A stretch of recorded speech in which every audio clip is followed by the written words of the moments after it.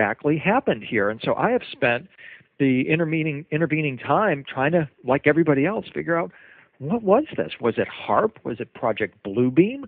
What are we actually dealing with here? And the best advice that I'm getting, and I'm talking with some science advisors and reporters that your listeners would be familiar with, and they have written back to me saying the conclusion is that whatever the phenomena was over northern Norway, it seems truly mysterious and is still unexplained.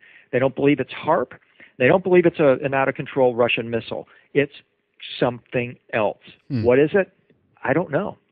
What about the idea that it's a projection? To me, it looked like it almost came from behind the mountain area, and it looked like someone's adjusting the lens or something like that. If it's if it is human created, if we put it that way, and it's not a failed missile, what would be the point of that? Do you think is it a symbolic message here to send to the world, or why try it so high up in the north where actually very few people hang around? Now, we have plenty of eyewitnesses and people captured it on cell phone video and whatnot, but what's your take on that, William?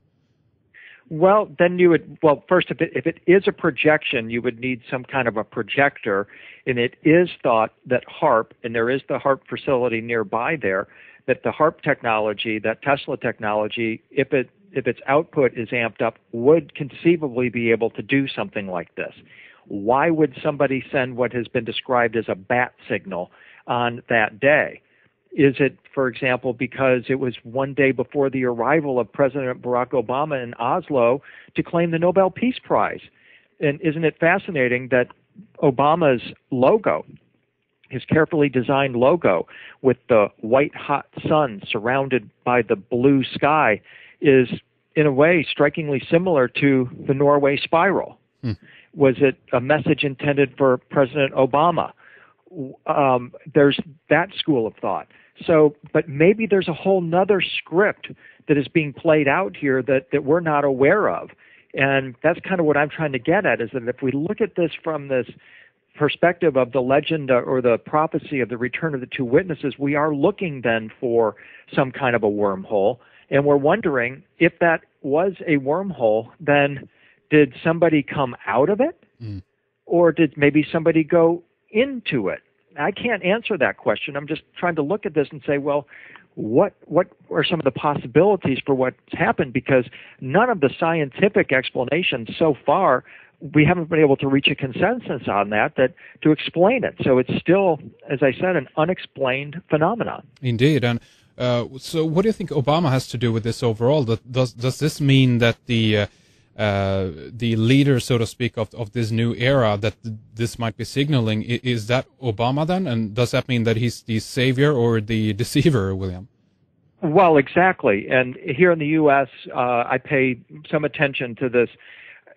There's been no question that throughout his campaign in 2008, and to a lesser extent in his presidency, President Obama's handlers have tried to present him as a messianic figure.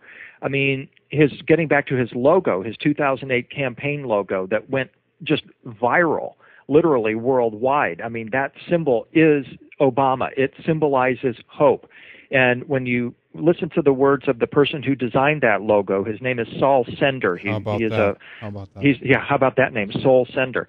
He works in Chicago for a design firm that worked for the Obama campaign. And he explicitly says that white sun in Obama's logo, which is an alchemical symbol for the new day, does symbolize a new day, a new dawn. So they are, in their symbolism, trying to play on sort of the messianic harpstrings here. And when you read the accounts of Obama in Copenhagen, another kind of interesting character that comes into play there is the actor Will Smith. After Obama accepts the Nobel Peace Prize, Will Smith is one of the first people to shake his hand. Will Smith interviews Obama after the event. And when you look at that from the sort of the hypertext perspective, you're saying, okay, Will Smith, what does he represent?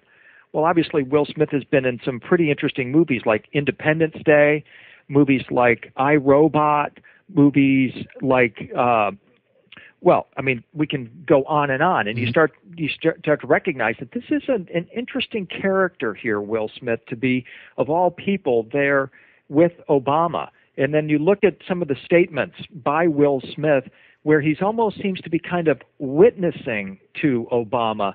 He said recently that Barack Obama was an idea, and he represents an evolutionary flashpoint for humanity. What does that mean? What does that mean? Yeah.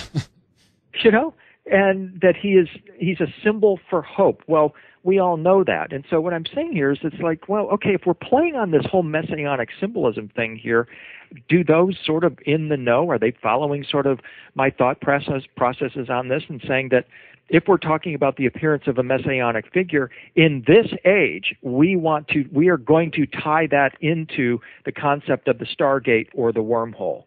And lo and behold, that's exactly what we see here.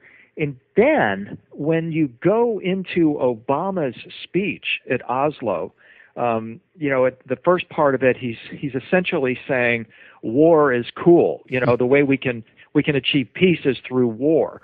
So he's bought into that scenario now, and people in the U.S., some of the conservative types, the Bush era folks, were very pleased with that because that's their concept. The way to achieve world peace is through war, which is a little bit of doublespeak there, isn't it? Oh, yeah, absolutely. But then after that, Obama kind of settles down, and several of the commentators I read that remarked about Obama's speech said clearly that Obama is playing the philosopher prince when he's in Oslo. Not only is he expressing this newfound view that the way to peace is through war, but then after that, he gets into some statements where he's riffing on more like the Prince of Peace. He starts talking about the law of love. And this is something that I talked about extensively, like in my presentation Morph and Revelation 2012, saying that the only way that we're going to be able to transform ourselves into beings capable of traveling through a stargate or a wormhole, I believe, is to become perfected beings, to perfect ourselves, to achieve our light body status, to become beings of light and love. That's it in a nutshell. Well, what does Obama say? He says that adhering to the law of love has always been the core struggle of human nature, for we are fallible. We make mistakes and fall victim to the temptations of pride and power and sometimes evil, he says. Then he says, even those of us with the best intentions will at times fail to right the wrongs before us.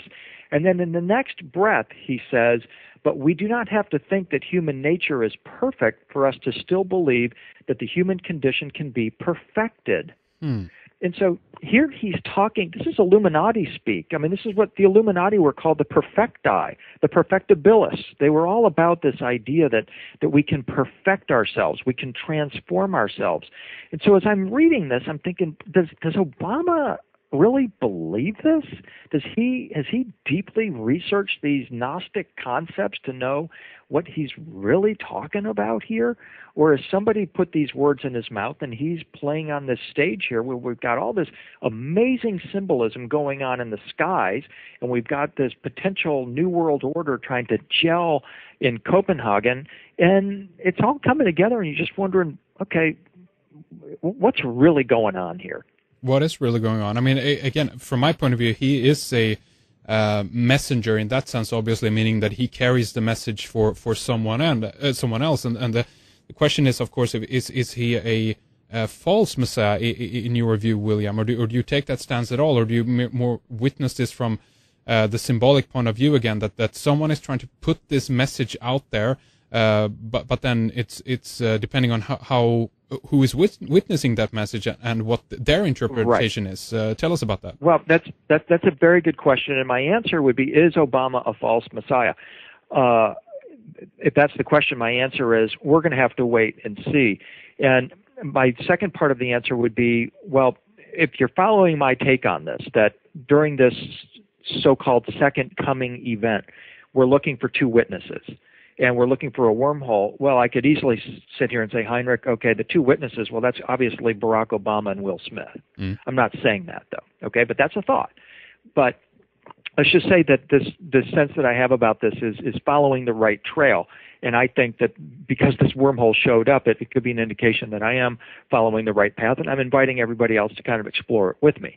I'm not saying I have all the answers, but in my thinking about this, when you go back to Jewish